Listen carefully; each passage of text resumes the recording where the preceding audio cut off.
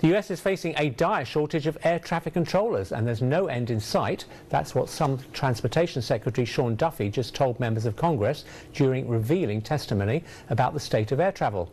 He also disclosed where the FAA shops online to find replacement parts for decades-old systems. Our national correspondent, Atra El-Nashar, reports from Capitol Hill.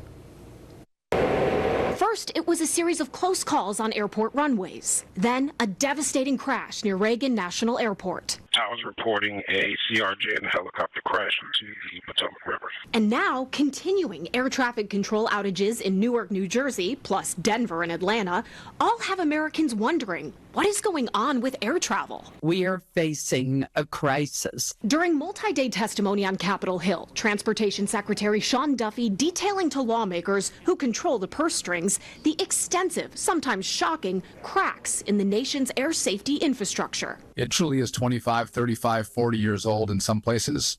We should have paid way more attention to it as a country. But Duffy says he does believe it is safe to fly. Even the frustrations in Newark, when we've slowed traffic down, the key is not efficiency, the key is safety. Delays at Newark earlier this week were due in part to there being only 3 air traffic controllers on duty, compared to the staffing target of 14 the New York Times was first to report. And the number of fully certified controllers on duty was at times 1 or 2. I think the air traffic control shortage is critical. We're 3,000 short. Then there's the extremely expensive task of replacing decades-old facilities, copper wire, and other equipment. And Duffy aims to do it all at once within just a few years, instead of a patchwork of fixes like they do now. We do try to buy replacement parts on eBay for this really old equipment. Sometimes we can't even find it on eBay. In September of last year, the Government Accountability Office reported 76% of the FAA's 138 air traffic control systems